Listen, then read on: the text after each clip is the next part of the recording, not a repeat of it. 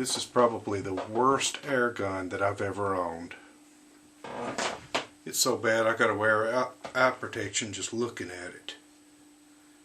I bought this thing back in the 80s at a gun show, and I gave $10 or $15 for it. And it's accurate, you know, or it was anyway, but just not very useful. Very low powered, not a very good trigger. And I remember I used to target shoot with the thing, and I would have to hook my left thumb through the trigger guard and pull forward to be able to hold a good sight picture, you know, because of the trigger pull and everything. And it just wasn't very interesting to me because it didn't have enough power to really do anything other than hit a tin can once in a while or something. But it's Chinese made, as most Springer air guns are now, and it's called Pioneer. Pioneer, made in China. And I lost track of the thing for several years. Then I found it out at my old off-grid hunting cabin, and it had been there for a few years. That's why it's so rusty, pitted even. But earlier today I was reading a thread on one of the airgun forums by a guy who had bought a cheap Springer air rifle and cut the barrel down incrementally to, he got down to I think 6 inches. And he was talking about how fun it is to shoot.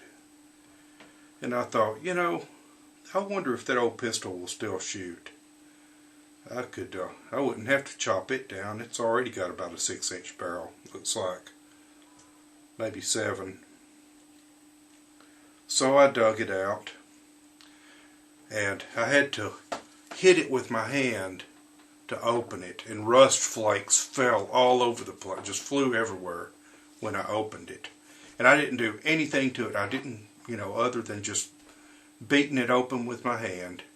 I didn't try to clean it or anything. But I dry fired it one time just to make sure that the bore was clear, which you're not supposed to ever dry fire a Springer, but I did anyway. And then I shot one pellet through it, and it worked, and it hit the target. So, color me surprised.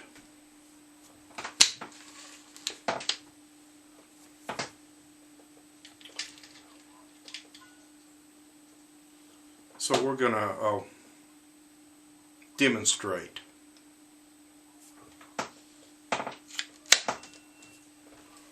See, I'm still getting rust flakes on me. Let's see. I definitely need eye protection for this. Let's see if I can line up on the target.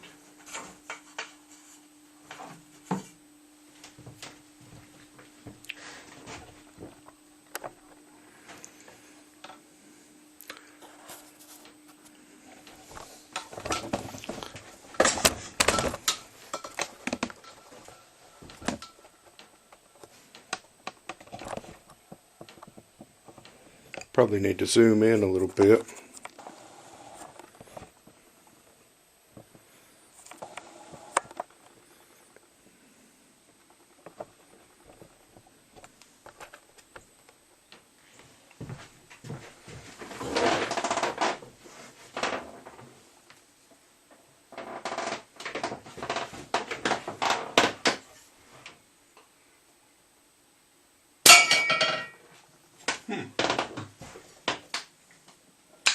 It's not too bad.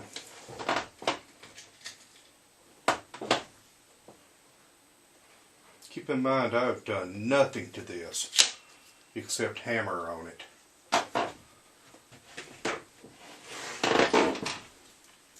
So I guess I better set it back up there at the backstop.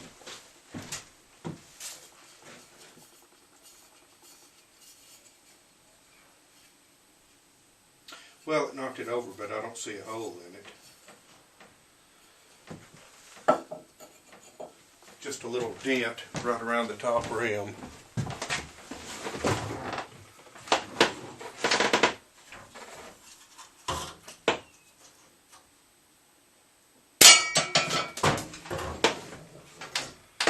I guess it's okay for plinking. Rainy day indoor plinking. I guess, I don't know. It might will put a hole in an aluminum can, but it's certainly not putting a hole in a steel can. That's just a steel soup can. Feels pretty stout,